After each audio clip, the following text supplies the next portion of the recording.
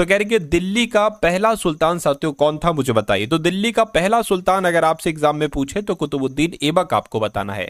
अगर आपसे पूछा जाए साथियों कि गुलाम वंश का संस्थापक कौन था, क्या गुलाम वंश का संस्थापक अगर आपसे पूछा जाए, या साथियों दास वंश का आपसे संस्थापक पूछा जाए, तो गुलाम वंश कह लो, दास वंश कह लो साथियों, कुतुबुद्दीन ऐबक ही इसका संस्थापक थे। अगर बात करें कुतुबुद्दीन ऐबक ने गुलाम वंश की स्थापना कब की थी साथियों, तो 1206 में की थी, यह भी आपको यहां पर मालूम होना चाहिए। और कुतुबुद्दीन ऐबक पता कौन था साथियों, गौरी का साथियों ये गुलाम था, क्या गौरी का ये गुलाम था, यह भी आपको मालूम होना चाहिए। उसके बाद देखिए अगले नंबर का सवाल साथियों बहुत इंपॉर्टेंट है, यानी कि 1556 में पानीपत का दूसरा युद्ध हुआ तो किनके बीच हुआ। देखिए पानीपत का ये तो दूसरा युद्ध है, अगर हम बात करते हैं पानीपत के प्रथम युद्ध की, क्या अगर हम यहां पर साथियों बात करें, क्योंकि आपको जानकारी होना चाहिए, पानीपत के अगर प्रथम युद्ध की बात करते हैं, क्या पानीपत के प्रथम युद्ध की बात करते हैं कि ये भैया ये कब हुआ था पानीपत का प्रथम युद्ध, तो 1526 में हुआ था। किसके किसके बीच हुआ था, तो बाबर और इब्राहिम लोदी के बीच हुआ था। किसके बीच साथियों, बाबर और इब्राहिम लोदी के बीच हुआ था, ठीक है। अच्छा दूसरे युद्ध की अगर बात करें तो ये 1556 में हुआ था, ये किसके बीच हुआ था, ये अकबर और हेमू के बीच हुआ था, ये आपको मालूम होना चाहिए। अगर यहां पर हम लोग बात करते हैं पानीपत के तीसरे युद्ध की, क्या पानीपत के तीसरे युद्ध की अगर बात करते हैं तो यह कब हुआ था, 1761 में साथियों ये हुआ था। और ये किसके बीच हुआ था, तो ये आपको मैं बता देता हूं साथियों, मराठों और अहमद शाह अब्दाली के बीच हुआ था। क्या मराठों और अहमद शाह अब्दाली के बीच हुआ था, तो इतनी जानकारी आपको याद रखना है। कि किस राजा के प्रशासन में अष्टप्रधान मंत्री परिषद पाई गई थी, तो यहां पर अगर बात करते हैं साथियों शिवाजी की, क्या देखिए जो भी शिवाजी के कार्य थे ना, उनके समय में जो भी कार्य थे तो उनको साथियों कुछ अधिकारी में बांट दिया गया था, और ये 8 अधिकारी थे। तो इन्हीं को एक तरीके से क्या कहा जाता है, 8 अधिकारियों को या 8 मंत्रियों को अष्टप्रधान का कहा जाता है। तो कुल मिला के शिवाजी के प्रशासन में अष्टप्रधान मंत्री परिषद थी, ये आपको याद रखना है। नेक्स्ट नंबर का सवाल अब आप लोग देख लीजिए, आपसे पूछा जा रहा है कि महात्मा गांधी जी के द्वारा भारतीय राष्ट्रीय कांग्रेस के कितने अधिवेशनों का सभापतित्व किया गया था। यह सवाल बहुत बार आया है। देखिए जो कांग्रेस थी ना, कांग्रेस का एक बार अधिवेशन हुआ था साथियों, कब 1924 में एक अधिवेशन हुआ था। कहां पर हुआ था, वो बेलगांव में अधिवेशन हुआ था। तो कुल मिला के अगर बात करते हैं 1924 के कांग्रेस के बेलगांव अधिवेशन की जो अध्यक्षता की थी या सभापतित्व किया था, वो महात्मा गांधी जी ने किया था। और ये एकमात्र अधिवेशन था, इसके पहले और इसके बाद महात्मा गांधी जी ने कोई भी अध्यक्षता नहीं की। तो यहां पर आपका आंसर 1 होगा, यानी कि महात्मा गांधी जी ने भारतीय राष्ट्रीय कांग्रेस की केवल एक बार अधिवेशन की अध्यक्षता की थी। उसके बाद देख लीजिए साथियों नेक्स्ट नंबर का सवाल आपकी स्क्रीन पर है, यानी कि सारे जहां से अच्छा हिंदुस्तान हमारा, इसके रचयिता कौन है मुझे बताइए। अच्छा यहां पर रविन्द्रनाथ टैगोर का जिक्र किया गया है, तो इनकी अगर बात करें साथियों, गीतांजलि बहुत पूछी जाती है कि गीतांजलि किसकी रचना है, तो रविन्द्रनाथ टैगोर की रचना है। महात्मा गांधी की अगर बात करते हैं, आप लोग ध्यान रखेंगे हिंद स्वराज पुस्तक के लेखक कौन है। क्या अगर आपसे एग्जाम में पूछ लिया जाए कि हिंद स्वराज पुस्तक के लेखक कौन है, तो महात्मा गांधी आपको बताना है। लेकिन अगर सारे जहां से अच्छा हिंदुस्तान हमारा आपसे पूछ लिया जाए, तो मोहम्मद इकबाल का नाम आपको बता देना है। चलिए भाई उसके बाद देख लीजिए अगले नंबर का सवाल, कह रहे हैं कि भारतीय संविधान के अनुच्छेद 19 में कौन सा अधिकार शामिल है, मुझे बताइए। बहुत इंपॉर्टेंट क्वेश्चन है साथियों, बहुत ध्यान से आप इस सवाल को देखिएगा। देखिए अगर हम बात करते हैं साथियों धर्म की स्वतंत्रता का अधिकार, तो धर्म की स्वतंत्रता का अधिकार का जिक्र जो किया गया है वो साथियों अनुच्छेद 25 से 28 में किया गया है। अनुच्छेद 25 से 28 में किया गया है। उसके अलावा अगर हम बात करते हैं शोषण के विरुद्ध अधिकार का जिक्र जो किया गया है साथियों, वो अनुच्छेद 23 और 24 में किया गया है। ठीक है ना, 23 और 24 में किया गया है, ये आपको यहां पर साथियों मालूम होना चाहिए। ठीक है ना, चलिए कोई दिक्कत नहीं है। उसके अलावा अगर बात करते हैं साथियों यहां पर अनुच्छेद 19 की बात की गई, तो अनुच्छेद 19 में साथियों वाक और अभिव्यक्ति की स्वतंत्रता का अधिकार का जिक्र किया गया है। आंसर आपका जो जाएगा वो ऑप्शन नंबर बी के साथ जाएगा। अच्छा संवैधानिक उपचारों के अधिकार की अगर बात करते हैं, तो इसका जिक्र अनुच्छेद 32 में किया गया है। तो ये जो जानकारी मैंने आपको बताई है ना, ये जानकारी आपको साथियों ध्यान रखना है बहुत अच्छे तरीके से। उसके बाद देख लीजिए अगले नंबर का सवाल आपकी स्क्रीन पर है, कह रहे कि इनमें से कौन सा कारक नहीं है जो भारतीय संविधान के निर्माण में योगदान देता है। देखिए अपना भारत का संविधान जो है ना, वो सबसे विस्तृत संविधान है। पूरी दुनिया में सबसे विस्तृत किस देश का संविधान है, तो अपने भारत का है। और अपने भारत के संविधान में अलग अलग देशों से अलग अलग चीजें ली गई हैं, ठीक है ना, अलग अलग देशों से अलग अलग चीजें ली गई हैं। जैसे कि बात करें अमेरिका में अधिकारों का विधेयक ये लिया गया है, बिल्कुल। उसके अलावा अच्छा अमेरिका से और क्या क्या चीज ली गई है आप लोग ध्यान रखेंगे, जो मौलिक अधिकार हैं यानी कि जो मूल अधिकार हैं, तो ये भी साथियों अमेरिका के संविधान से लिए गए हैं, आपको मालूम होगा, ठीक है ना। उसके अलावा साथियों जो उपराष्ट्रपति का पद होता है, उपराष्ट्रपति के पद का प्रावधान जो है ना, ये भी अमेरिका से लिया गया है, बिल्कुल सही। उसके अलावा जो राष्ट्रपति पर महाअभियोग चलाया जाता है, तो राष्ट्रपति पर साथियों जो महाअभियोग चलाया जाता है, ये चीज कहां से ली गई है, तो ये भी अमेरिका के संविधान से ली गई है, ये आपको यहां पर मालूम होना चाहिए। उसके अलावा अगर बात करते हैं रूस की, तो समाजवादी क्रांति की अगर बात करते हैं या समाजवादी व्यवस्था की बात करते हैं, तो ये भी रूस के संविधान से ली गई है। रूस से मौलिक कर्तव्य लिए गए हैं, मौलिक अधिकार लिए हैं अमेरिका से, और मौलिक कर्तव्य की अगर बात करते हैं तो ये साथियों रूस के संविधान से लिए गए हैं। और संसदीय लोकतंत्र की अगर बात करें तो ये ब्रिटेन देश के संविधान से लिए गए हैं, ठीक है ना, ये आपको यहां पर मालूम होना चाहिए। अच्छा, ब्रिटेन देश के संविधान से एकल नागरिकता का प्रावधान भी लिया गया है, एकल नागरिकता का प्रावधान भी लिया गया है, ये आपको यहां पर मालूम होना चाहिए। औद्योगिक क्रांति, ये कुछ समझ में नहीं आया, तो कुल मिला के क्या ये आपका राइट आंसर हो जाएगा। नेक्स्ट नंबर का सवाल आप लोग देख लीजिए, क्या कहा आपसे जा रहा है कि राज्यसभा का सदस्य बनने के लिए न्यूनतम आयु कितनी होती है, मुझे बताइए। चलिए देखिए, अगर एक अनुच्छेद सबसे पहले मैं आपको बता देता हूं, अनुच्छेद 84 आप लोग ध्यान रखेंगे, अनुच्छेद 84, कोई व्यक्ति राज्यसभा का सदस्य बन सकता है। क्या कोई व्यक्ति राज्यसभा का सदस्य बन सकता है? उसकी शर्तें क्या क्या हैं? एक तो शर्त है साथियों क्या, कि वो भारत का नागरिक होना चाहिए, आपको मालूम है कि वो भारत का नागरिक होना चाहिए। दूसरी शर्त की अगर बात करें, उसकी आयु कम से कम 30 वर्ष होनी चाहिए। कितनी वर्ष होनी चाहिए साथियों? 30 वर्ष होनी चाहिए। उसके अलावा अगर संसद कोई और रिक्वायरमेंट मांगती है, कोई और अर्हता मांगती है, तो वो भी साथियों उसके पास होना चाहिए, ठीक है ना, ये आप लोगों को मालूम होना चाहिए। चलिए अब बात करते हैं साथियों, यहां पर राज्यसभा का सदस्य बनने के लिए न्यूनतम आयु कितनी होती है, तो 30 वर्ष होती है। और 30 वर्ष जिनका आंसर है, मैं कहूंगा आंसर आपका बिल्कुल करेक्ट हो जाएगा भाई, बहुत बढ़िया, वेरी गुड क्लास। साथियों अगर आपने अभी तक इस वीडियो को लाइक नहीं किया है, तो बस मैं आपसे इतना चाहूंगा कि वीडियो को आप लोग लाइक कर दीजिए, और अगर आप लोग चैनल पर नए हैं तो चैनल को भी साथियों आप लोग जरूर सब्सक्राइब कर लीजिए। तो भारतीय संविधान के किस अनुच्छेद के तहत उपराष्ट्रपति का चुनाव होता है साथियों, ये आपसे यहां पर पूछा जा रहा है, मुझे बताइए। अच्छा, एक अनुच्छेद मैं आपको साथियों बता देता हूं, अनुच्छेद 63। अनुच्छेद 63 में कहा गया है कि भारत का एक उपराष्ट्रपति होगा। क्या कहा गया है साथियों? यह कहा गया है कि भारत का भैया एक उपराष्ट्रपति होगा, ठीक है, भारत का एक उपराष्ट्रपति होगा, लेकिन उपराष्ट्रपति के चुनाव की बात कौन सा अनुच्छेद करता है, तो वो अनुच्छेद 66 करता है, ठीक है ना।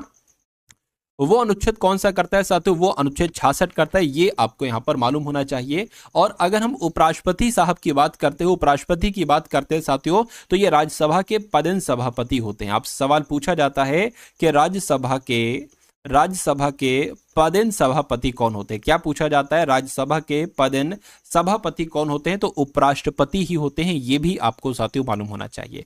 और उपराष्ट्रपति किसके समक्ष शपथ लेते हैं? क्या किसके समक्ष शपथ लेते हैं? अगर आपसे पूछा जाए तो उपराष्ट्रपति साहब साथियों राष्ट्रपति के सामने शपथ लेते हैं, ये भी आपको यहां पर मालूम होना चाहिए भाई, बहुत बढ़िया, very good class. Next number का सवाल आपके स्क्रीन पर है, देखिए और बताइए सही जवाब क्या होगा।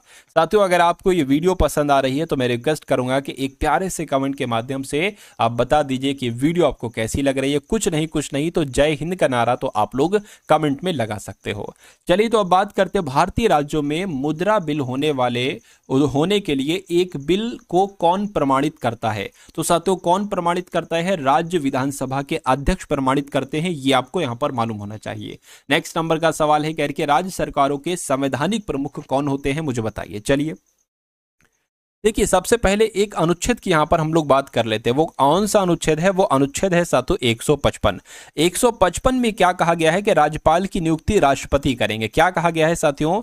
155 में कहा गया है कि भाई राज्यपाल की नियुक्ति कौन करेंगे? क्या राज्यपाल की नियुक्ति कौन करेंगे साथियों? राज्यपाल की नियुक्ति राष्ट्रपति साहब करेंगे, ठीक है, राज्यपाल की नियुक्ति राष्ट्रपति साहब कर लेते हैं। अच्छा, राज्यपाल की जब हम साथियों यहां पर बात करते हैं तो ये विधान मंडल का एक अंग है। क्या विधान, ठीक है ना, विधान मंडल का एक अभिन्न अंग है। क्या विधानमंडल का एक अभिन्न अंग है, ये आप लोगों को मालूम होना चाहिए। जैसे कि राष्ट्रपति जो है ना, ये संसद के जैसे कि एक अभिन्न अंग है, ठीक है ना, वैसे ही विधानमंडल के एक अभिन्न अंग कौन हो जाएंगे? राज्यपाल हो जाएंगे, ये आपसे पूछा जाता है, ठीक है ना। चलिए, अच्छा एक सवाल और आपसे पूछा जाए, जैसे मैंने आपको बताया राज्यपाल की नियुक्ति राष्ट्रपति करेंगे, और अगर आपसे पूछा जाए कि मुख्यमंत्री की नियुक्ति कौन करेंगे, क्या अगर आपसे पूछा जाए मुख्यमंत्रियों की नियुक्ति कौन करेंगे, तो मुख्यमंत्री की नियुक्ति साथियों राज्यपाल करेंगे, ये भी आपको मालूम होना चाहिए।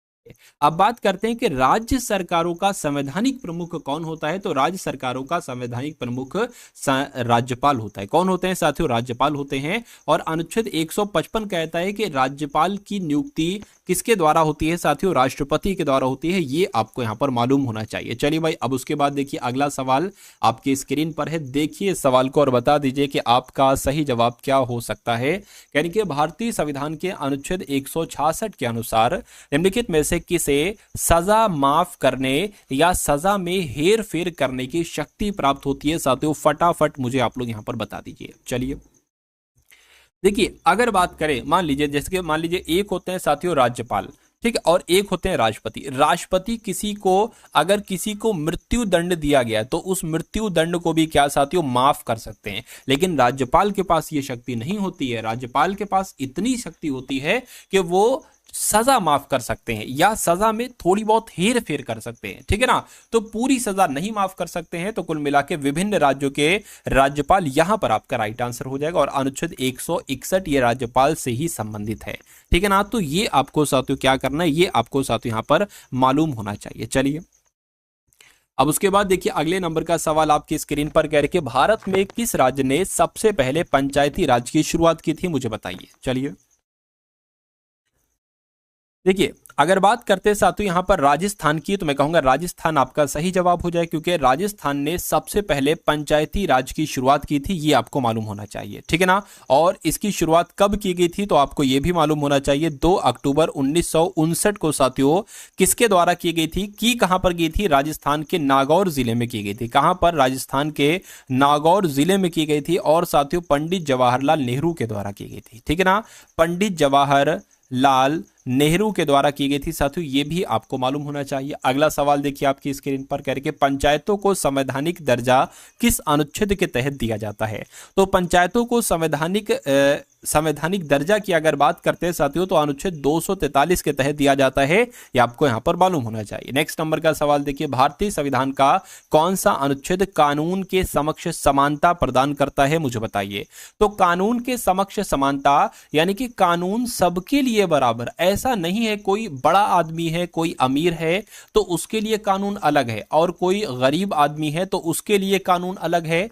कानून के समक्ष समानता ये कौन सा अनुच्छेद कहता है? ये अनुच्छेद 14 कहता है। ये बात आपको यहां पर मालूम होना चाहिए भाई। बहुत बढ़िया, वेरी गुड क्लास।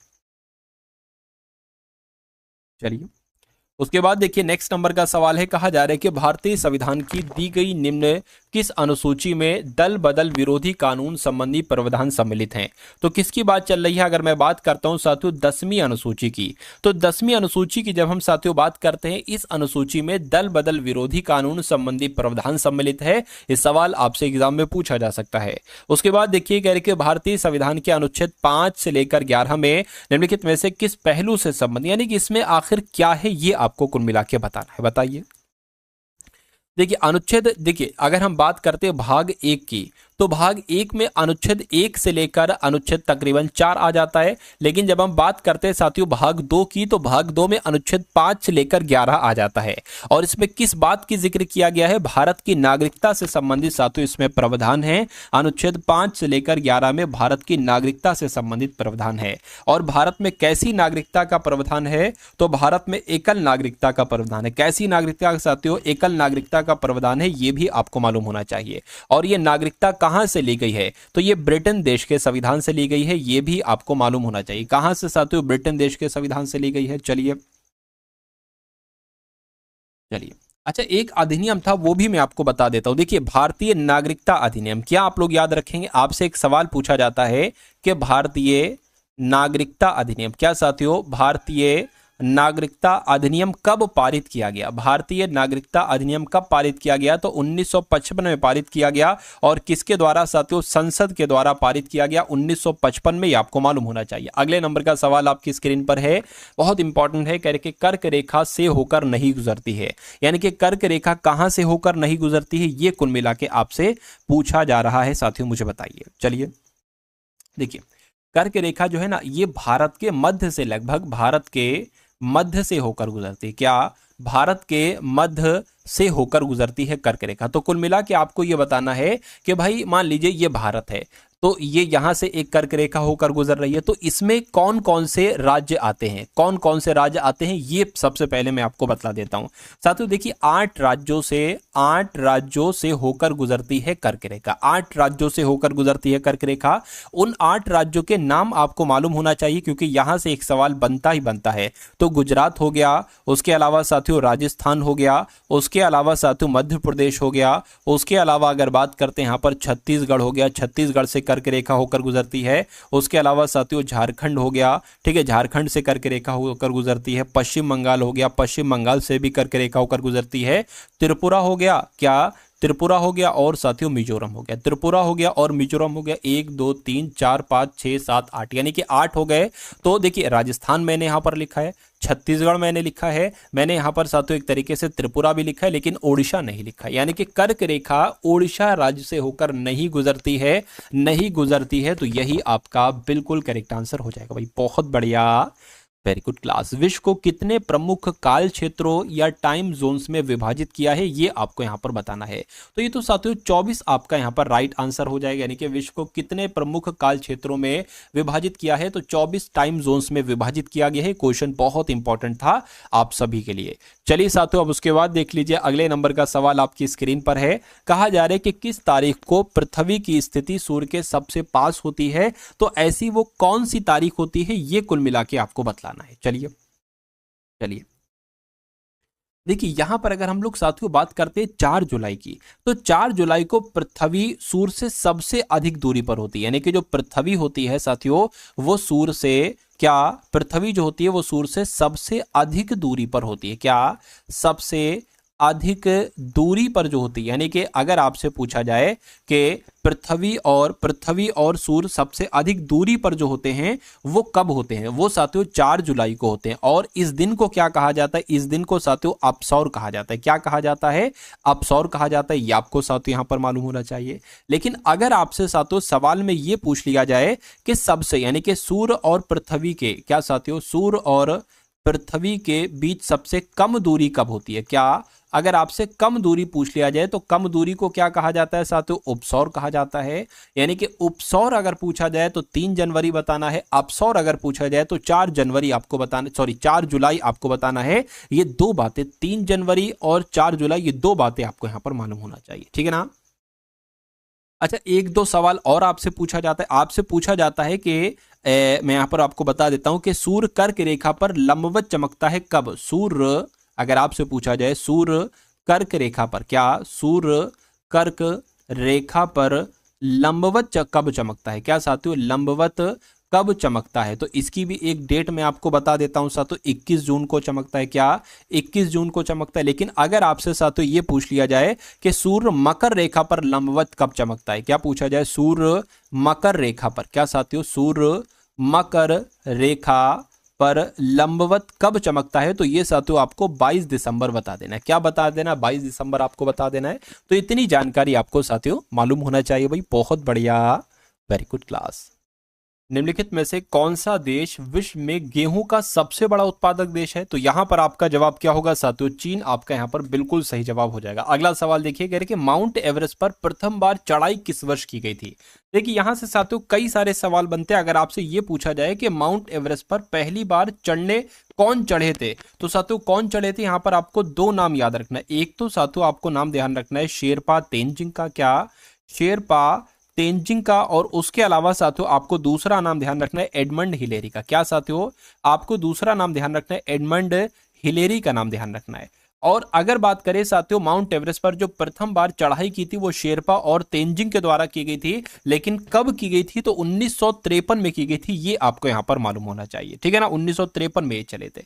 लेकिन अगर आपसे ये पूछा जाए साथियों कि प्रथम भारतीय कौन थे, क्या अगर आपसे साथियों मैं आपको बतला देता हूं यहां पर, अगर आपसे सवाल ये बन जाए कि प्रथम भारतीय कौन थी, प्रथम भारतीय महिला कौन थी जो माउंट एवरेस्ट पर चढ़ी थी, प्रथम भारतीय महिला का नाम क्या था साथियों, तो आपको मैं बता देता हूं बछेंद्री पाल का नाम आप लोग यहां पर याद रखेंगे, क्योंकि बछेंद्री पाल ही साथियों पहली भारत की ऐसी महिला थी जो माउंट एवरेस्ट पर साथियों चढ़ी थी। उसके अलावा एक सवाल और आपसे पूछा जाता है कि कृत्रिम पैरों से कौन चढ़ा था, क्या मतलब कृत्रिम पैरों से, उनके वो वैसे पैर नहीं थे जैसे हम लोग के हैं, कृत्रिम पैर लगाए गए थे आर्टिफिशियल, तो कृत्रिम पैरों से चढ़ने वाली जो एक तरीके से साथी उनका नाम क्या था, अरुणिमा सिन्हा उनका नाम था।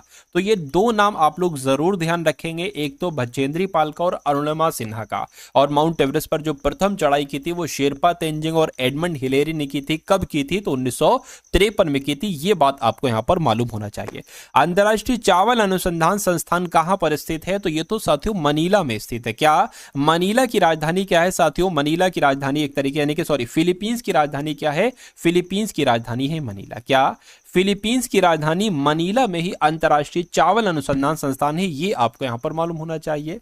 अब उसके बाद देखिए अगला सवाल कह रहे हैं मैक्सिको की खाड़ी किसके द्वारा अटलांटिक महासागर से जुड़ी हुई है, तो मैं कहूंगा फ्लोरिडा जल संधि के द्वारा साथियों अटलांटिक महासागर से जुड़ी हुई है मैक्सिको की खाड़ी। उसके बाद देखिए अगले नंबर का सवाल कहने के निम्नलिखित में से कौन सा विकल्प भारतीय प्रायद्वीप में पश्चिम की ओर बहने वाली दूसरी सबसे बड़ी नदी है, तो किसकी बात चल रही है साथियों, तापी नदी की बात चल रही है, ताप्ती नदी भी इसको हम लोग कहते हैं। नेक्स्ट नंबर का सवाल है साथियों मूक घाटी जिसको साइलेंट वैली कहा जाता है, ये इंपॉर्टेंट क्वेश्चन है साथियों, इंपॉर्टेंट क्वेश्चन है। तो अगर बात करें मूक घाटी या साइलेंट वैली कहां पर है, तो मैं कहूंगा ये केरल में है। और केरल के कौन से जिले में है साथियों, तो पलक्कड़ जिले में। कहां पर है साथियों, केरल के पलक्कड़ जिले में ही साथियों साइलेंट वैली है, अर्थात मूक घाटी है, ये आपको मालूम होना चाहिए। नेक्स्ट नंबर का सवाल है कह रहे कि लक्षद्वीप की राजधानी कौन सी है, मुझे बताइए। तो लक्षद्वीप की राजधानी की अगर बात करें तो लक्षद्वीप की राजधानी कवरत्ती हो जाएगी, लेकिन आइजोल किसकी राजधानी है, तो ये तो मिजोरम की राजधानी है। तो अगर आपसे मिजोरम की राजधानी पूछी जाती तो आइजोल आप बताते। सिलवासा की अगर बात करें तो ये तो साथियों दादर नगर हवेली की राजधानी है, किसकी, दादर नगर हवेली की राजधानी हो जाएगी साथियों सिलवासा। और पोर्ट ब्लेयर की अगर हम बात करते हैं तो ये साथियों अंडमान निकोबार द्वीप की राजधानी है। क्या अंडमान निकोबार द्वीप की अगर राजधानी आपसे पूछी जाए तो आपको पोर्ट ब्लेयर बता देना। तो इतनी जानकारी आपको ध्यान रखना, ये क्वेश्चन छोटा सा है लेकिन इंपॉर्टेंट बहुत है। कह रहे कि दक्षिण भारत का मैनचेस्टर किसे कहा जाता है, ये कुल मिला के आपको बताना है। चलिए देखिए दक्षिण भारत का मैनचेस्टर कहा गया, लेकिन अगर आपसे साथियों ये पूछा जाता साथियों कि भारत का मैनचेस्टर किसे कहा जाता है, क्या अगर आपसे दक्षिण वक्षिण कुछ ना है, आपसे सिर्फ इतना सा पूछा जाए कि भारत का मैनचेस्टर किसे कहा जाता है, तो भारत का मैनचेस्टर जो गुजरात का अहमदाबाद है ना, गुजरात का अहमदाबाद है ना, तो गुजरात के अहमदाबाद को भारत का मैनचेस्टर कहा जाता है, ठीक है ना। उत्तरी भारत का मैनचेस्टर अगर आपसे पूछा जाता, क्या उत्तरी भारत का अगर आपसे मैनचेस्टर पूछा जाता तो आप क्या बताते, मुझे बताइए। चलिए तो साथियों यूपी का जो कानपुर है ना, यूपी का कानपुर, ये यूपी के कानपुर को उत्तरी भारत का मैनचेस्टर कहा जाता है, ये आपको यहां पर ध्यान रखना है। लेकिन अगर दक्षिण भारत का मैनचेस्टर आपसे पूछा जाए तो आपको कोयंबटूर बताना है। क्या कोयंबटूर कहां पर है साथियों, ये तमिलनाडु में स्थित है। क्या तमिलनाडु में स्थित है। तो मैंने आपको बताया भारत का मैनचेस्टर अगर आपसे पूछे तो गुजरात का अहमदाबाद, उत्तरी भारत का मैनचेस्टर अगर आपसे पूछे तो यूपी का कानपुर, और दक्षिण भारत का मैनचेस्टर अगर आपसे पूछे तो तमिलनाडु का कोयंबटूर। इतनी जानकारी आपको साथियों मालूम होना चाहिए भाई, बहुत बढ़िया, वेरी गुड क्लास। साथियों क्लास को अगर आपने लाइक नहीं किया तो मैं रिक्वेस्ट करूंगा कि वीडियो को साथियों लाइक आप लोग कर दीजिए। यानी कि पोर्ट ब्लेयर अंडमान निकोबार द्वीप समूह की राजधानी है, या दादरा नगर हवेली की, पुडुचेरी की, या साथियों लक्षद्वीप की, यहां पर आपको बताना है। तो आपका right answer option number A हो जाएगा। अभी मैंने आपको बताया था कि भाई यहां ऊपर गया है, क्या ये ऑप्शन नंबर डी वाला पोर्ट ब्लेयर अंडमान निकोबार द्वीप की राजधानी, तो ये आपका आंसर ए हो जाएगा। एक एकड़ में कितने वर्ग गज होते हैं, तो कितने वर्ग गज होते हैं साथियों, 4840 वर्ग गज होते हैं, ये आपको यहां पर मालूम होना चाहिए। उसके बाद देखिए कह रहे कि भारत में इनमें से क्या अप्रत्यक्ष कर की श्रेणी में आता है, ये आपसे कुल मिला के पूछा जा रहा है, बताइए। तो अप्रत्यक्ष कर आपसे पूछा जा रहा है, तो इसमें से साथियों जो सेवा कर है ये एक अप्रत्यक्ष कर है, आंसर आपको ऑप्शन नंबर बी के साथ जाएगा। नेक्स्ट नंबर का सवाल है आपकी स्क्रीन पर साथियों अब आप लोग यहाँ पर देखने वाले हैं क्या, कुछ देर बाद एक दो क्वेश्चंस के बाद इंपॉर्टेंट करंट अफेयर के क्वेश्चंस देखेंगे। तो 50 तक वो सवाल देखेंगे और उसके बाद रीजनिंग के क्वेश्चंस होंगे, मैथ के क्वेश्चंस होंगे।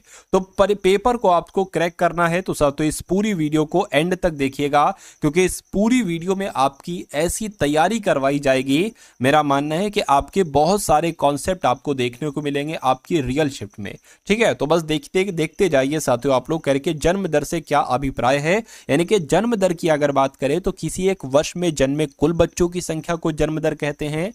किसी एक वर्ष में प्रति हजार जनसंख्या के अनुपात में जन्मे कुल बच्चों की संख्या को कहते हैं, या किसी एक वर्ष में प्रति सैकड़ा तो नहीं, किसी एक वर्ष में प्रति हजार की जनसंख्या में जन्मे जीवित बच्चों की संख्या को कहते हैं। बिल्कुल साथियों, आंसर आपका जो जाएगा वो ऑप्शन नंबर डी के साथ जाएगा। एक बार और इसको साथियों आप लोग ध्यान से देख लेंगे। अगला सवाल है, कह रहे कि एक विकासशील राष्ट्र में विदेशी आयात पर निर्भरता बढ़ सकती है, कार्बन पद चिन्ह, या साथियों राष्ट्रीय आय, निर्यात या बेरोजगारी, क्या होगा जवाब बताइए।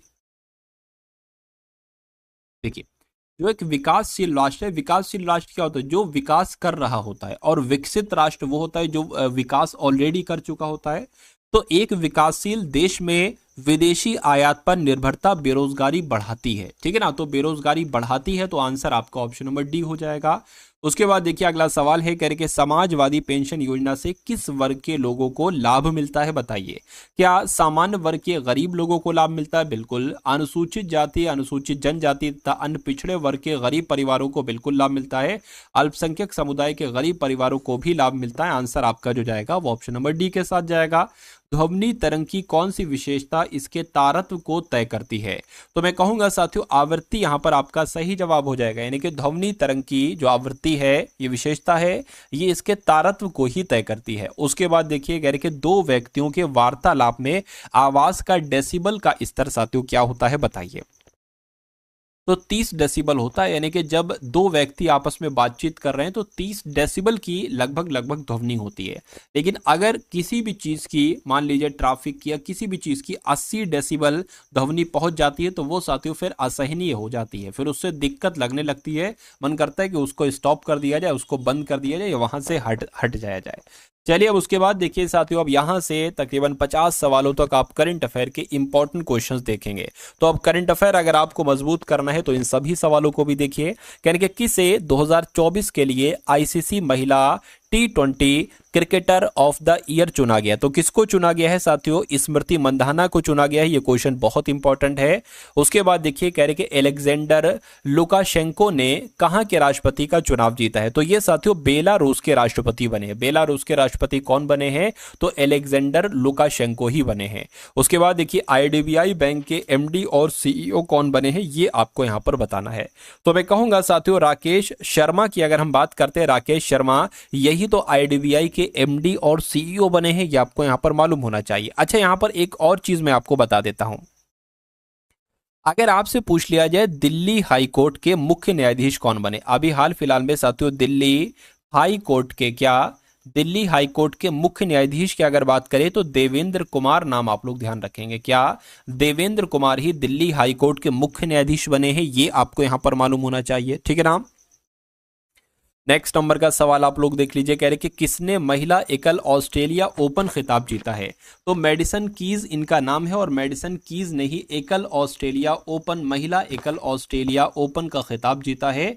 नेक्स्ट नंबर का सवाल आपकी स्क्रीन पर है, कह रहे कि टी20 क्रिकेट में बिना आउट हुए सर्वाधिक रन बनाने का रिकॉर्ड किस खिलाड़ी ने बनाया है? तो ये रिकॉर्ड तो तिलक वर्मा जी ने बनाया। किसने साथियों? तिलक वर्मा जी ने, ठीक है ना। चलिए ठीक है, तो आपको क्या याद रखना है, T20 इंटरनेशनल क्रिकेट में बिना आउट हुए सर्वाधिक रन बनाने का रिकॉर्ड तिलक वर्मा ने ही बनाया है। उसके बाद देखिए पूर्वोत्तर भारत के किस राज्य में मुख्यमंत्री और मोबाइल ऑपरेशन थिएटर का शुभारंभ किया गया है? तो यहां पर आपका जवाब नागालैंड हो जाएगा, क्योंकि पूर्वोत्तर भारत का राज्य ये नागालैंड, यहां पर मुख्यमंत्री मोबाइल ऑपरेशन थिएटर का शुभारंभ किया गया है। अगला सवाल आपकी स्क्रीन पर है, कह रहे कि सांभर फेस्टिवल कहाँ मनाया गया है? तो कहाँ साथियों? राजस्थान के जयपुर में ही सांभर फेस्टिवल मनाया गया है। उसके बाद देखिए कह रहे कि यूनेस्को ने इंदौर और किस शहर को वेटलैंड सिटी के रूप में मान्यता दी है। तो ये क्वेश्चन भी साथियों इंपॉर्टेंट है, आपको मालूम होना चाहिए। इंदौर, यूनेस्को ने उदयपुर और इंदौर शहर को वेटलैंड सिटी के रूप में मान्यता दी है। आंसर आपका अगर है ऑप्शन नंबर ए तो बिल्कुल करेक्ट हो जाएगा भाई, बहुत बढ़िया, वेरी गुड क्लास। चलिए साथियों अगला सवाल देखिए। साथियों देखिए आर लेते हैं साथियों इस सवाल की करें कि युवा भारतीय पर्वतरोही शिवांगी पाठक ने किस देश की सबसे ऊंची चोटी पर तिरंगा फहराया है। तो ये साथियों किस देश की हैं, ठीक है ना। शिवांगी पाठक की अगर बात करते हैं साथियों, किस देश की सबसे ऊंची चोटी पर तिरंगा फहराया है तो ये अपनी भारतीय, लेकिन इन्होंने ऑस्ट्रेलिया देश की सबसे ऊंची चोटी पर तिरंगा फहराया है। ये आपको यहां पर साथियों मालूम होना चाहिए, ठीक है ना।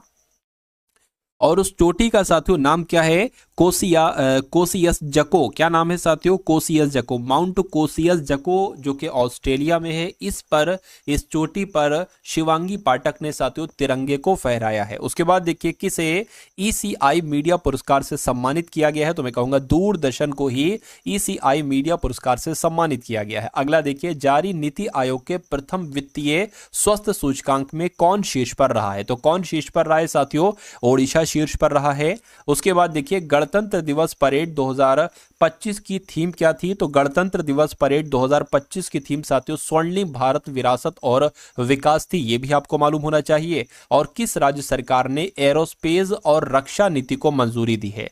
तो किसने साथियों ये काम किया है, उत्तर प्रदेश ने ये काम किया है, यानी कि उत्तर प्रदेश राज्य सरकार ने एरोस्पेस और रक्षा नीति को मंजूरी दी है। उसके बाद देखिए अगला सवाल है आपके स्क्रीन पर, कह रहे कि छठा अंतर्राष्ट्रीय बाजरा महोत्सव साथियों ये कहां पर मनाया गया है। तो मैं कहूंगा इसका आयोजन तो बेंगलुरु में किया गया। कहां पर किया गया साथियों, बेंगलुरु में किया गया है, ये आपको यहां पर मालूम होना चाहिए भाई, बहुत बढ़िया, वेरी गुड क्लास। तो साथियों जिसका आपको इंतजार था रीजनिंग के क्वेश्चंस का, तो रीजनिंग के क्वेश्चंस यहां पर आपके आ चुके हैं। तो आपको बहुत धैर्य के साथ साथियों इन सभी सवालों को आपको तैयार करना है और हर एक सवाल में आपको ये कोशिश करना है कि आप मुझसे पहले अपना आंसर देने की कोशिश करें। चलिए तो बात करते हैं साथियों, देखिए ये नंबर सीरीज का सवाल है और 2 से 3 सवाल आपके नंबर सीरीज के ही आएंगे।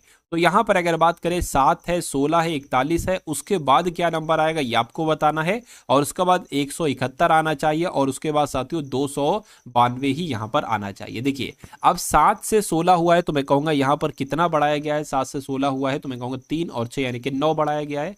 16 से 41 कर दिया, 11 में से एक तरीके से 11 में 6 जाएगा, 5 बचेगा और 3 में से साथियों तो दो यहाँ पर 2 यानी कि 25 आ जाएगा। तो यहाँ पर कितना बढ़ना चाहिए और यहाँ पर कितना बढ़ना चाहिए। अच्छा यहाँ पर कितना बढ़ा है देखिए जरा, 2 में से 1 जाएगा तो 1 बचेगा, 9 में से 7 तो 2 बचेगा, फिर यहाँ पर 1 बच जाएगा। अब आप थोड़ा सा अगर ध्यान से देखेंगे तो मैं कहूँगा ये भैया ये 3 का स्क्वायर नहीं है, बिल्कुल है। ये 5 का स्क्वायर नहीं है तो बिल्कुल है। और ये 11 का स्क्वायर नहीं है तो बिल्कुल है। यानी कि यहाँ देखिए 3, 4 को छोड़ दिया 5, 6 को छोड़ दिया 7, यानी कि यहां पर 7 का स्क्वायर आ जाएगा। और यहां पर 8 को छोड़ दिया और 9 का स्क्वायर यहां पर आ जाएगा। और फिर यहां पर 10 को छोड़ के 11 का स्क्वायर है। तो मैं कहूंगा साथियों यहां पर कौन सा नंबर आएगा। क्या अगर बात करें यहां पर साथियों 7 सत्ते 49 और 9 का स्क्वायर 81 आ जाएगा। तो 41 पे 49 जोड़ो कितना आता है, 9 और 1 10, 10 का 0 हासिल लग गया, 1 4 4 8 और 1 9, 90 यहां पर आ जाना चाहिए। और 90 में अगर 81 जोड़ेंगे तो देखिए कि 171 आता है। 1 और 0 1 हो गया, 8 और 9 17, 17 बिल्कुल आ जाएगा। यानी कि 90 आपका बिल्कुल सही जवाब हो जाएगा। और जिनका भी आंसर 90 है मैं कहूंगा आंसर बिल्कुल करेक्ट है। अगला सवाल आपकी स्क्रीन पर है, देखिए सवाल को और बताइए सही जवाब क्या होगा। देखिए अब GLARE को क्या लिखा गया है, 20152692 लिखा गया है। DUST को 23687 लिखा गया है। तो HYPER के लिए क्या कोड हो सकता है साथियों, ये कुल मिला के आपसे यहां पर पूछा जा रहा है, बताइए। अच्छा देखिए यहां पर अगर हम लोग बात करें, देखिए जी आता है 7 नंबर पर और L 12 नंबर पर आता है, ठीक है। A 1 पर आता है, R 18 पर आता है, E 5 पर आता है। अच्छा जी से ये 2 0 या 20 कैसे बन गया। जी से 20 एक तरीके से बन सकता है अगर हम जी का अपोजिट लेटर देखिए, जैसे कि A का अपोजिट होता है Z, B का अपोजिट होता है Y, सी का अपोजिट होता है डी एक्स और डी का अपोजिट होता है डब्ल्यू। उसी प्रकार जी का अपोजिट होता है साथियों टी। और टी किस नंबर पर आता है, टी 20 नंबर पर आता है। एल की अगर बात करते हैं, एल का अपोजिट पता क्या होता है, देखिए LOVE, यानी कि एल का अपोजिट O का अपोजिट L, V का अपोजिट E का अपोजिट V। तो एल का अपोजिट O हो जाएगा। O की अगर बात करें, O आता है साथियों 15 पर, 15 यहाँ पर लिखा हुआ है। ए का अपोजिट मैंने आपको बताया Z होता है, तो यहाँ पर Z की अगर बात करें तो Z साथियों 26 पर आता है, ये लिखा हुआ। मतलब कुल मिला के अब देखिए यहाँ पर अगर बात करें डी का अपोजिट क्या है, डी का अपोजिट डब्ल्यू, मैंने बताया डब्ल्यू जो आता है ना वो 23 पर आता है। तो कुल मिला के इसके अपोजिट ही आपको बताना चाहिए। इसके अपोजिट की अगर बात करें, एच लिखा हुआ है साथियों, देखिए आप लोग याद रखेंगे शर्ट, क्या, शर्ट और गेज। देखिए ए का अपोजिट जेड, जेड का अपोजिट एच, डी का अपोजिट टी, टी का अपोजिट जेड, आई का अपोजिट आर, आर का अपोजिट आई, एस का अपोजिट एच और एस का अपोजिट एच। तो यहाँ पर एच है, एच का अपोजिट एस आ जाएगा, और एस होता है साथियों 19 पर। वाई की अगर बात करें, वाई का अपोजिट बी होता है, ठीक है, बी हो जाएगा साथियों, यहाँ पर 2 आ जाएगा। पी की अगर बात करें, पी के आप लोग याद रखेंगे, पी के मूवी देखी होगी, तो पी का अपोजिट के हो जाएगा, यानी कि के आ जाएगा, के आता है 11 नंबर पर। ई का अपोजिट मैंने आपको बताया था LOVE, यानी ई का अपोजिट वी, वी जो आता है वो 22 नंबर पर आता है। और आर का अपोजिट साथियों क्या हो जाएगा, आई हो जाएगा, आई यहाँ पर आई 9 नंबर पर आता है। तो देखिए ये कौन से ऑप्शन में लिखा हुआ है, 19 211 22 9 में कहूंगा, ये तो ऑप्शन नंबर बी में लिखा हुआ है, बी में लिखा हुआ है, तो यही आपका बिल्कुल करेक्ट आंसर हो जाएगा। अगला सवाल आपकी स्क्रीन पर है। अब इस सवाल को देखिए और मुझे बताइए सही जवाब क्या है। कह रहे कि के यू 2 बार खाली जगह है, एन के खाली जगह, क्यू पी खाली जगह, ठीक। अब यहां पर भी 2 बार खाली जगह है, यू पी खाली जगह, यानी कि खाली जगह पी। तो आपको देखना है साथियों कैसे इस सवाल को आप कर सकते हैं। देखिए 1 2 3 4 5 6 7 8 9 10 11 12 13 14 15, यानी कि 15 है, तो मैं कहूंगा 5 का पेयर बनना चाहिए। क्या 5 5 का साथियों यहाँ पर पेयर आपका बन जाना चाहिए। देख लेते, 1 2 3 4 5 ये अलग हो गया, और 1 2 3 4 5 ये अलग हो गया, 1 2 3 4 5 ये अलग हो गया। आप देखोगे साथियों, क्या आप देखोगे साथियों अंत में इन आ रहा है, यहां पर भी इन आ रहा है, यहां पर भी इन आ रहा है, तो मैं कहूंगा साथियों यहां पर भी इन आ जाएगा। कहां पर, अच्छा देखिए ये एक खाली जगह यहां पर है, यानी कि यहां पर एन आ जाएगा, ठीक है।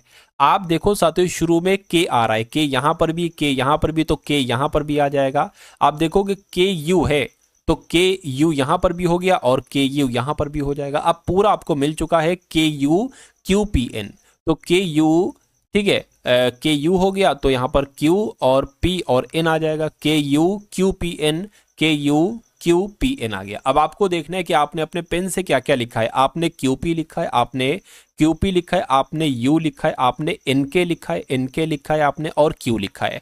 आपको देखना है ये कौन से ऑप्शन में लिखा हुआ है। देखिए ये तो डबल क्यू है, ये क्यू पी ये लिखा हुआ है, क्यू पी यू एन ये वाला हो जाएगा, क्यू पी यू एन के क्यू। तो कुल मिला के आंसर अगर आपका है ऑप्शन नंबर डी, तो बिल्कुल करेक्ट है भाई, बहुत बढ़िया, वेरी गुड क्लास। अब उसके बाद देख लीजिए साथियों अगले नंबर का सवाल आपकी स्क्रीन पर है। इस सवाल की अगर बात करें, यानी कि किसी संख्या के 2 गुने में 3 जोड़ने पर प्राप्त योगफल को 5 से गुणा किया जाता है, और प्राप्त गुणनफल को मूल संख्या में जोड़ा जाता है, तो परिणाम 158 प्राप्त होता है। तो मूल संख्या का वर्ग ज्ञात कीजिए। पहले तो मूल संख्या बता दीजिए, फिर उसका वर्ग तो बहुत आराम से हो जाएगा। अब देखिए किसी संख्या की यहां पर बात चल रही है, मान लीजिए वो संख्या हम कितनी ले लेते हैं, वो संख्या हम x मान लेते हैं। तो कह रहे हैं कि किसी संख्या के 2 गुने में, यानी कि x का 2 गुना करोगे तो 2x हो जाएगा, तो x के 2 गुने में 3 जोड़ने पर, तो x के 2 गुने में हमने 3 जोड़ दिया, 3 जोड़ दिया, कहने 3 जोड़ने पर प्राप्त योगफल को, यानी कि इस योगफल को 5 से गुणा कर दिया जाता है, ठीक है। तो इसको हमने 5 से गुणा कर दिया। जैसा जैसा सवाल कह रहा है वैसा वैसा हम करेंगे, हम अपनी तरफ से कुछ नहीं करेंगे। यानी कि और प्राप्त गुणनफल को, यानी कि इस प्राप्त गुणनफल को मूल संख्या में जोड़ा जाता है। क्या इसको मतलब इस पूरे को क्या किया जाता है, इस पूरे को मूल संख्या में जोड़ा जाता है। मूल संख्या x है, यानी कि इसमें हमने जोड़ दिया, यानी कि तो परिणामी 158 प्राप्त होता है, यानी कि अब जो इसको कैलकुलेट करके प्राप्त होता है वो 158 प्राप्त होता है। तो मूल संख्या बताइए क्या है, यानी कि इसको कैलकुलेट करके आपको x का मान बताना है। अब देखिए ये ब्रैकेट के बाहर है, तो 5 से होगी 2x की गुणा, यानी कि यहां पर 10x आ जाएगा। 5 की 3 से गुणा होगी तो 15 यहाँ पर आ जाएगा, ठीक है ना। इतनी बात साथियों क्लियर है? ये बिल्कुल क्लियर है। ये x आपका आ जाएगा 158 यहाँ पर हो जाएगा। उसी प्रकार अगर बात करें, अब देखिए या तो हम ये भी कर सकते हैं कि ये ब्रैकेट हटा दें, कोई दिक्कत थोड़ी ना, ये ब्रैकेट हटा सकते हैं, हटा दिया मैंने।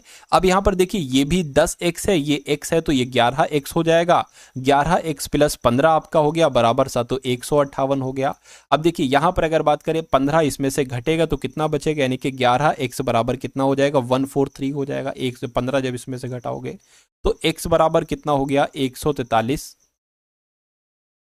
11 से कट करेंगे तो 11 एकम 11 और 11 तिया 33 हो जाएगा, यानी कि x का मान कितना निकला है साथियों, 13 निकला है। तो मूल संख्या कितनी हो गई, 13 हो गई। कह रहे कि 13 का वर्ग ज्ञात कीजिए, तो 13 का वर्ग करोगे साथियों 13 गुणा 13 यानी कि 169 आ जाएगा। तो 169 साथियों यहाँ पर आपका बिल्कुल करेक्ट आंसर हो जाएगा भाई, बहुत बढ़िया, वेरी गुड क्लास। अब उसके बाद देखिए अगले नंबर के सवाल है साथियों। देखिए जो भी आपके आरपीएफ कांस्टेबल का जो ऑफिशियल सिलेबस है, उस सिलेबस में जो जो सवाल यानी कि जिस जिस टॉपिक से लिखेंगे भाई, इस टॉपिक से सवाल आएंगे, उन सभी टॉपिक्स को साथियों इस वीडियो के माध्यम से हम लोग देखेंगे। तो इस वीडियो में आप लोग बने रहिए और देखते रहिए इन सभी सवालों को। कह रहे कि दिए गए समीकरण को सही करने के लिए किन दो संख्याओं को आपस में बदला जाना चाहिए, बताइए। क्या 45 और 7 को अगर अगल बगल कर दे तो मतलब कुल मिला के यहाँ पर साथ तो 321 आना चाहिए। देखिए 45 प्लस 35 गुणा 7 माइनस 81 भाग 9 बराबर 321। 321 यहाँ पर टाइप होना चाहिए, खैर कोई दिक्कत नहीं। देखिए अगर हम 45 की जगह पर 7 और 7 की जगह पर 45 लिख दें, या 45 है तो 7 आ जाएगा, 35 है तो 35 का 35 रहेगा, 7 है तो 7 की जगह 45 आ जाएगा, और माइनस की जगह 81 और उसके बाद साथियों यहाँ पर 9 आ जाएगा। अब देखिए अब अगर आप इसकी गुणा कर दोगे तो मैं कहूंगा ये बहुत बड़ा नंबर चला जाएगा। फिर उसमें से 9 में 81 9 घटाओगे तो 321 नहीं आएगा, यानी कि मैं कहूंगा ऑप्शन नंबर 1 वाला आपका जो होगा वो राइट आंसर नहीं हो सकता किसी भी हालत में। ठीक है, अब ऑप्शन नंबर बी वाले को चेक करेंगे कि 45 की जगह 81, 81 की जगह 45 रख दे तो 45 है तो 81 आ जाएगा, प्लस 35 आ जाएगा, गुणा 7 आ जाएगा, माइनस 81, 81 की जगह 45 आ जाएगा। ठीक है, और भाग यहाँ पर आपका 9 हो जाएगा, बराबर 321 आना चाहिए। यानी कि इसको कैलकुलेट करके अगर 381 आ रहा है तो बिल्कुल सही है। अब देखिए अगर हम 7 की गुणा 35 से करें, क्या यहां पर अगर बात करें 7 पंजे 35 हो जाएगा, 7 ते 21 तो 24 आ जाएगा, यानी कि 81 प्लस 245 और माइनस 9 एकम 9, 9 पंजे 45 आ गया, मतलब ये बराबर 321 आना चाहिए। देखिए जरा 8 245 और 81 कितना हो जाएगा, 5 और 1 6 हो गया, 4 और 8 12 हो गया, और ये 3 आ गया, 3 में से 5 जाएगा, क्या बचेगा, 321 बचेगा। तो कुल मिला के साथियों 321 बटे 321 बराबर 321 यहां पर आ चुका है, यानी कि हमारा और आपका राइट आंसर जो जाएगा वो ऑप्शन नंबर बी के साथ जाएगा। ठीक है, चलिए अब उसके बाद देखिए अगला सवाल आपकी स्क्रीन पर है। इस सवाल को देखिए साथियों और बताइए सही जवाब आपका क्या होगा। अब यहां पर आपको बताना है कि साथियों दर्पण प्रतिबिंब के बारे में आपको बताना है। अब देखिए अगर मान लीजिए ये लेटर्स लिखे हुए हैं और ये दर्पण लगा हुआ है, अगर आप दर्पण में देखोगे तो ये कैसा दिखाई देगा, जो सबसे अंत वाला होता है ना वो सबसे शुरू में दिखाई देता है, यानी कि ए ऐसे दिखाई देगा, आई जैसा बना है आई वैसा ही दिखाएगा, आर की अगर बात करें आर ऐसा दिखेगा दर्पण में, ए ऐसा ही दिखेगा, एच जैसा है वैसा दिखेगा, ए वैसा जैसा है वैसा दिखेगा, एन की अगर बात करते हैं ना साथियों तो एन आपका कुल मिला के ऐसा दिखाई देगा। तो आपको बताने कि ये कौन से ऑप्शन में, ये वाला ऑप्शन तो नहीं है। ठीक है, एक तरीके से अगर बात करते हैं यहाँ पर ये वाला भी नहीं है, ए आई आर ए ये वाला सातों ऑप्शन हो जाएगा, यानी कि ऑप्शन आपका जो होना चाहिए वो ऑप्शन नंबर ए के साथ होना चाहिए, ये भी नहीं हो सकता। खैर अगले नंबर का सवाल देखिए, नंबर सीरीज वाला सवाल यहाँ पर आपकी स्क्रीन पर है।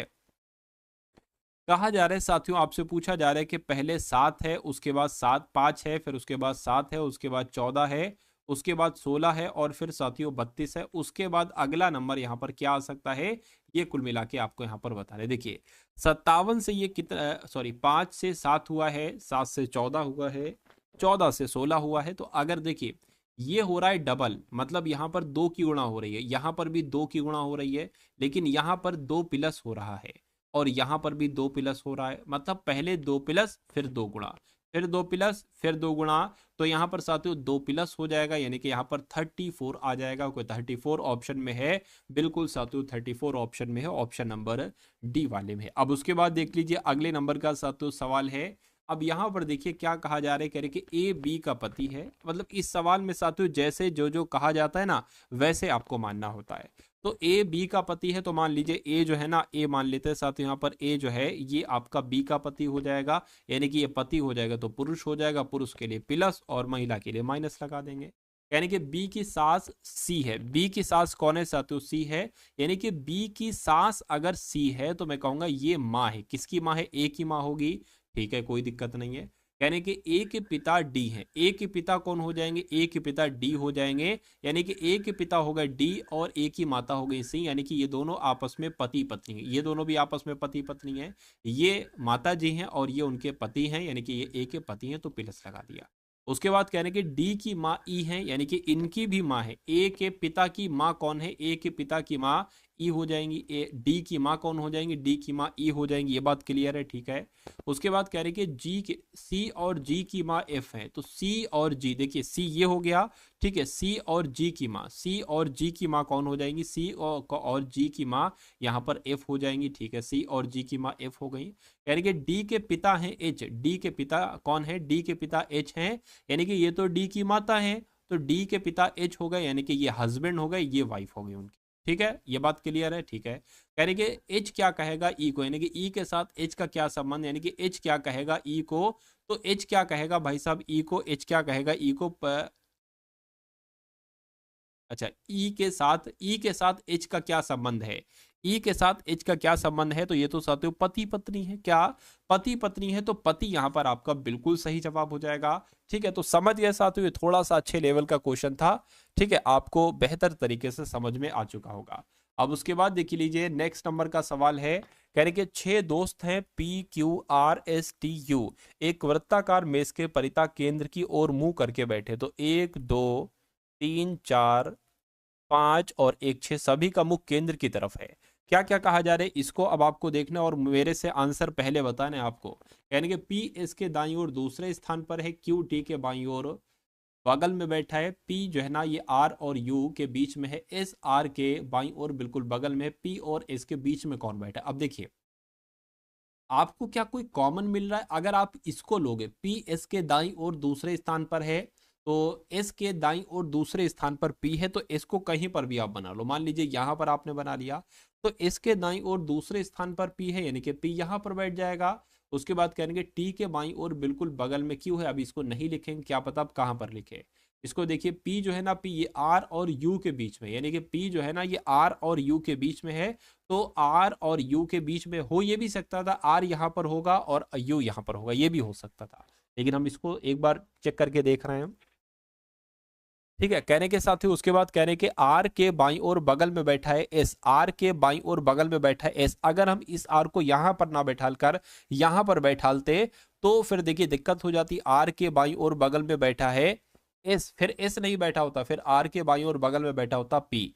तो कुल मिला के जो हमने डिसीजन लिया था वो बिल्कुल सही लिया था। ठीक है, चलिए कोई दिक्कत नहीं है। तो आर के बगल में एस बैठा है और बस बैठ गए साथियों, सारे दो बाकी हैं। एक बार फिर से पढ़ लेते हैं। टी के बाईं ओर बगल में बैठा है क्यू, यानी कि अगर हम टी को यहां पर बैठा लेंगे तभी तो टी के बाईं ओर बगल में क्यू यहां पर बैठ पाएगा।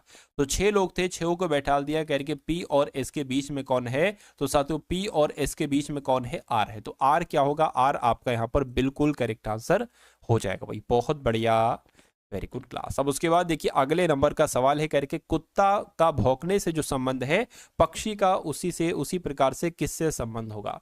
तो जैसे कि कुत्ते भौंकते हैं तो पक्षी टर्राते नहीं है, चहचहाते हैं, यानी कि चहचहाना आपका इस सवाल का बिल्कुल सही जवाब हो जाएगा। चलिए अब उसके बाद देख लीजिए नेक्स्ट नंबर का सातवां सवाल आपकी स्क्रीन पर है। देखिए सवाल को और आप लोग साथियों मुझे बता दीजिए कि आपका राइट आंसर क्या होगा। अब देखिए कह रहे कि इन चारों ऑप्शन में से एक ऑप्शन विषम है, विषम वाले का आपको यहाँ पर चयन करना है। तो सबसे पहले आप लेटर पोजीशन लिख लीजिए, जैसे कि यू 21 पर होता है, सी 3 पर होता है, जी 7 पर होता है, के 11 पर होता है। ठीक है, इसकी अगर बात करें ए 1 पर होता है, बी 2 पर होता है, ई 5 पर होता है, जे 10 पर होता है। इसकी अगर साथियों यहाँ पर हम लोग बात करें तो ओ आपका 15 पर होता है, पी 16 पर होता है, एस 19 पर होता है, एक्स आपका 24 पर होता है। ठीक है, कोई दिक्कत नहीं है। E5 पर होता है, F6 पर होता है, I9 पर होता है, N14 पर होता है। अब यहां पर आपको बताना है साथियों कि आखिर 3 में कौन सा लॉजिक लगा है और 1 में कौन सा लॉजिक लगा। अच्छा, यहां पर मुझे एक चीज दिख रही है, जैसे 5 से 6 हुआ है, 15 से 16 हुआ, मतलब एक नंबर बढ़ाया जा रहा है, 1 से 2 हुआ है, लेकिन 21 से 22 यहां पर नहीं हुआ है। तो इसमें तो एक लॉजिक लगा, लेकिन इसमें थोड़ा सा अलग लॉजिक लगा है। तो कुल मिला के ये क्या होगा, यही तो आपका राइट आंसर हो जाएगा। उसके बाद देखिए अगले नंबर का सवाल आपकी स्क्रीन पर है साथियों, देखिए देखिए कह रहे कि ORCHID को डेजी लिखा जाता है, डेजी को लोटस लिखा जाता है, लोटस को जैस्मिन लिखा जाता है, तो जैस्मिन को ट्यूलिप लिखा जाएगा। तो भारत का राष्ट्रीय फूल क्या है, तो भारत का राष्ट्रीय फूल तो लोटस है, लेकिन लोटस को इस सवाल में क्या कहा गया है साथियों, लोटस को क्या लिखा जाता है, जैस्मिन लिखा जाता है। तो जैस्मिन आपका यहाँ पर राइट आंसर हो, ठीक है ना। तो ऐसा सवाल भी साथियों आपके एग्जाम में पूछा जाता है। उसके बाद देखिए अगला सवाल है, कह रहे कि नीचे दिए गए पासे में दो विभिन्न स्थितियां दी गई, बिल्कुल दी गई हैं, जिनके 6 प्रश्न हैं, ए से लेकर एफ तक हैं, बिल्कुल हैं। उस अक्षर का चयन कीजिए जो ए अक्षर वाले एक पृष्ठ के विपरीत है, यानी कि ए के विपरीत पर आपको बताना है कौन सा होगा। जैसे कि ये ए है तो इसका विपरीत ये हो जाएगा, डी के उधर वाला पार्ट, वहां पर साथियों क्या है ये आपसे पूछा जा रहा है। अच्छा, ए यहां पर भी है और ए यहां पर भी है, और ए का विपरीत आपसे पूछा जा रहा है। अब मैं कह सकता हूं कि ए यहां पर है तो ए का विपरीत एफ नहीं हो सकता, डी नहीं हो सकता। ए यहां पर है तो ए का विपरीत सी नहीं हो सकता, बी नहीं हो सकता। अब ऑप्शन की हम थोड़ी सी मदद लेंगे। जब ए का विपरीत एफ और डी नहीं हो सकता, यानी कि ए का विपरीत एफ नहीं हो सकता, ठीक है, ए का विपरीत बी और सी नहीं हो सकता, तो बी नहीं हो सकता, सी नहीं हो सकता, बचा क्या, ई बचा, यानी कि ए का विपरीत क्या हो जाएगा, ई हो जाएगा। तो ये आपका बिल्कुल करेक्ट आंसर हो जाएगा। अगला सवाल आपकी स्क्रीन पर है साथियों, देखिए सवाल को और बताइए सही जवाब क्या हो सकता है इस सवाल का। चलिए, यानी कि एक निश्चित कूट भाषा में शॉर्ट को इतना इतना इतना लिखा जाता है, तो वाइन को साथियों क्या लिखा जा सकता है, ये आपको यहां पर बताना है। देखिए, अगर प्लेस वैल्यू की बात करें तो S19 पर आ जाएगा, H8 पर आ जाएगा, O15 पर आ जाएगा और T20 पर आ जाएगा। अब देखिए 19 का डबल ही तो है ये 38, 8 का डबल तो नहीं है, खैर अच्छा अच्छा एक काम करिए कि 8 को यहाँ पर 8 ही लिख दिया गया है, ठीक है, 8 को 8 लिख दिया गया, 15 को यहाँ पर 15 लिख दिया गया और 20 को यहाँ पर डबल कर दिया गया है। तो मतलब ये वाला डबल हुआ है, ये एस, और ये अंत वाला डबल हुआ है, यानी कि ये डबल होगा 23 पर होता है डब्ल्यू, यानी कि 46 हो जाएगा। E5 पर होता है यानी कि 10 हो जाएगा। बाकी I9 पर होता है तो 9 आएगा, N14 पर होता है 14 आएगा। तो ये कौन से ऑप्शन में है, 46, 9, 14, 10, ये ऑप्शन नंबर बी वाले में है, यानी कि यही आपका बिल्कुल करेक्ट आंसर हो जाएगा। उसके बाद देखिए अगला सवाल आपकी स्क्रीन पर है, कह रहे कि सभी शहर गांव हैं। तो मान लीजिए साथियों ये क्या हो गए, ये शहर हो गए और सभी शहर गांव हैं, यानी कि सभी शहर गांव हो गए। उसके बाद कह रहे कि कोई भी देश शहर नहीं है, कोई भी देश शहर नहीं है, यानी कि मान लीजिए देश ये हो गए और कोई भी देश शहर नहीं है। अब निष्कर्ष पढ़िए आप, कह रहे कि कोई भी देश गांव नहीं है, कोई भी देश है, ठीक है, गांव नहीं है। यहां पर यह कहा गया था कि कोई भी देश शहर नहीं है, लेकिन यह नहीं कहा गया कि कोई देश गांव है या नहीं है। तो ये जानकारी नहीं है, नहीं है तो उसको हम कट कर देते हैं। कोई भी गांव शहर नहीं है, तो कोई भी गांव शहर नहीं है, ऐसा थोड़ी ना है भाई, इतने गांव शहर हैं। तो ये भी आपका गलत हो जाएगा, यानी कि ना तो निष्कर्ष 1 और ना ही निष्कर्ष 2 अनुसरण करता है। ये आपका साथियों बिल्कुल सही जवाब हो जाएगा। उसके बाद देखिए साथियों नेक्स्ट नंबर का सवाल है हाँ, तो अब यहाँ से साथियों आपके सामने मैथ के क्वेश्चन शुरू हो चुके हैं। तो मैथ में अगर आपको साथियों अच्छा स्कोर करना और पूरा स्कोर करना है तो मैथ का हर एक कॉन्सेप्ट साथियों आपके मनोमस्तिष्क में होना चाहिए, और आपको मेरे आंसर देने से पहले आपको आंसर देना होगा। तो ये 66 वाला क्वेश्चन है, यानी कि 4, 8, 15 का चतुर्थ अनुपाती क्या होगा। तो कभी भी अगर आपको 3 नंबर दे दिया जाए और चतुर्थ अनुपाती आपसे पूछा जाए तो आपको सिंपल सा ऐसे रख देना, पहला नंबर ऐसे, दूसरा नंबर ऐसे, और साथियों तीसरा नंबर ऐसे, और चौथा नंबर आपको मान लीजिए चतुर्थ अनुपाती क्या होगा, मान लीजिए x होगा, तो यहां पर x रख देंगे। 4:8 है तो साथियों 4/8 लिख दीजिए, बराबर आ गया 15:x, यानी कि साथियों 15/x आ गया। तो इसको कैलकुलेट करके आपको 15 का मान निकालना। जब भी बराबर लिखा हो तो क्रॉस मल्टीप्लाई होती है, यानी कि x की गुणा 4 से हो जाएगी तो 4x आ जाएगा, और 15 की गुणा 8 से हो जाएगी तो 15×8 120 आ जाएगा, यानी कि x बराबर क्या आ जाएगा साथियों 120/4 आ जाएगा। 4 3 12, यानी कि x का मान कितना आ गया साथियों 30 आ गया। तो मैं कह सकता हूं कि 4, 8, 15 का चतुर्थ अनुपाती क्या हो जाएगा, 30 हो जाएगा।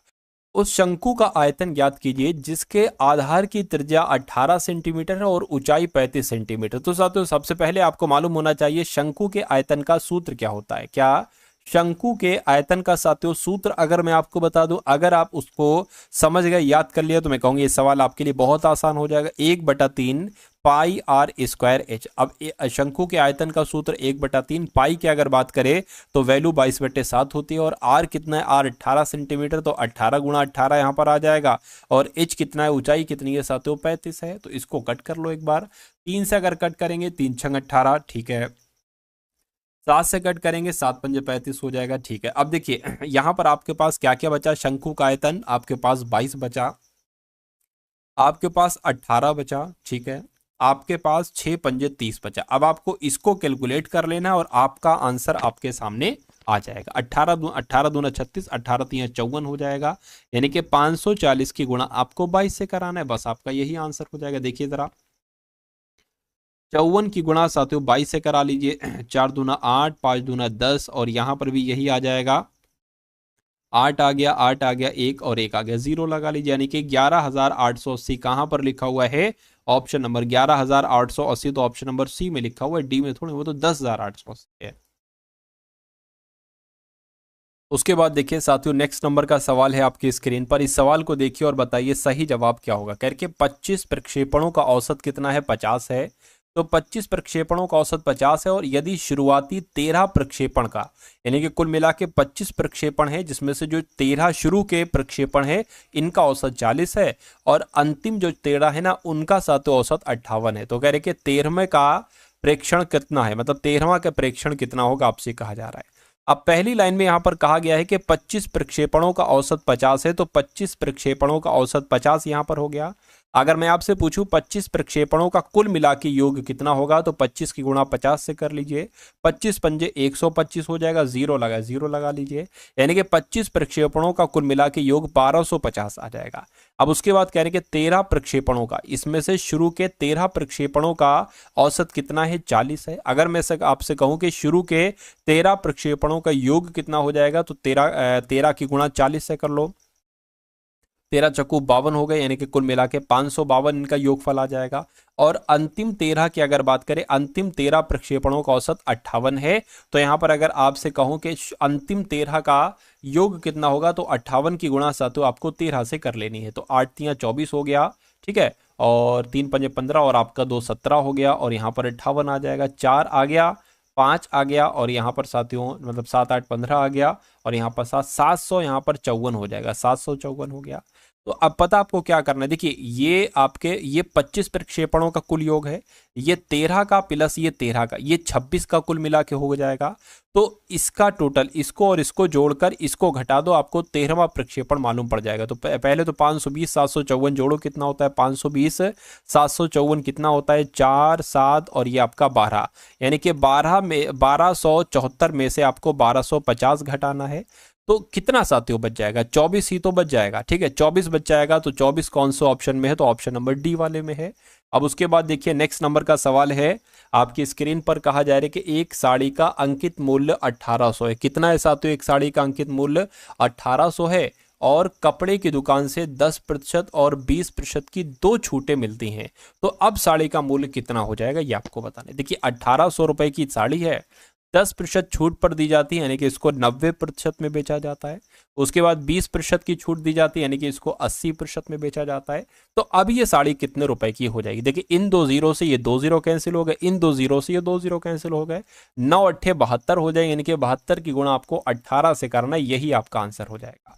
तो करा लीजिए साथ, तो इसकी गुणा आपकी ठीक है, 8 दूना कितना हो जाएगा 16 हो गया, 2 कम 2 3 आ जाएगा यहाँ पर, 7 8 आपका 56 आ गया, 7 एकम 7 और 5 आपका 12 आ जाएगा, 6 आ गया, 9 आ गया, 2 आ गया, 1 आ गया, यानी कि 1296 कौन से ऑप्शन में है, ऑप्शन नंबर डी वाले में है भाई। बहुत बढ़िया, वेरी गुड क्लास, ठीक है ना। अब उसके बाद देखिए अगले नंबर का सवाल आपकी स्क्रीन पर कह रहे कि 2 साइकिल सवार, ये अंतिम सवाल है आपका आज का, यानी कि दो साइकिल सवार एक ही स्थान से विपरीत दिशाओं में यात्रा शुरू करते हैं। विपरीत मतलब एक साइकिल सवार यहां पर है और एक साइकिल सवार यहां पर है, ये वाला इधर की तरफ जाता है और ये वाला इधर की तरफ आता है।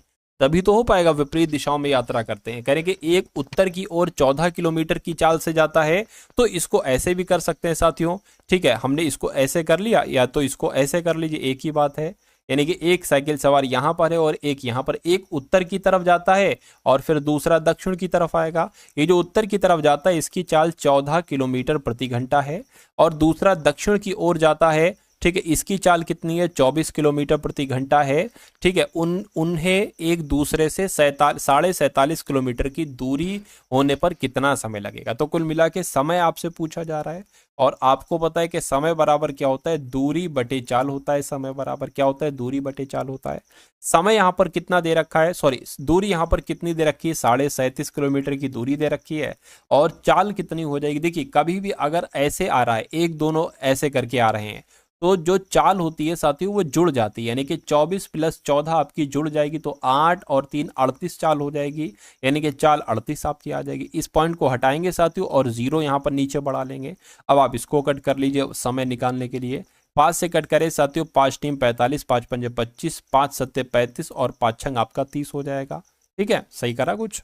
हाँ, 5 × 6 = 30 आपका हो जाएगा। ये बात साथियों क्लियर है, ठीक है, कोई दिक्कत नहीं है।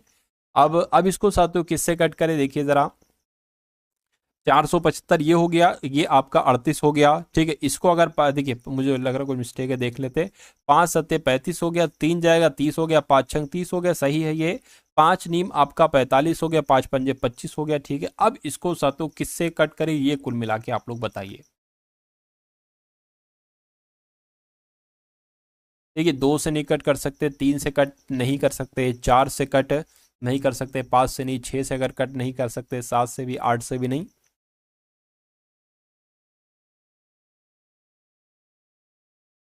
तो ये 19 के पहाड़े में साथियों आएंगे। 19 चौक 74 हो जाएगा, 19 पंजे 95 हो जाएगा। ठीक है, तो कुल मिला के 5/4 आ गया। तो समय आपका कितना निकल आएगा, समय आपका 5/4 निकल आ जाएगा।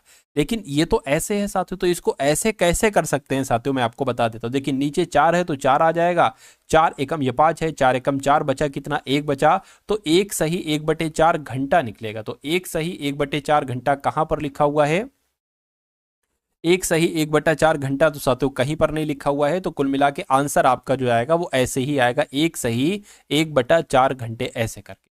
तो कुल मिला के साथियों ये सवाल आपकी समझ में आ गया। मैं पूरी दोस्तों ये वीडियो आपको कैसी लगी कमेंट बॉक्स में ज़रूर बताएं। अगर वीडियो अच्छी लगी हो तो वीडियो को लाइक करें और चैनल पे नए तो चैनल को सब्सक्राइब करें।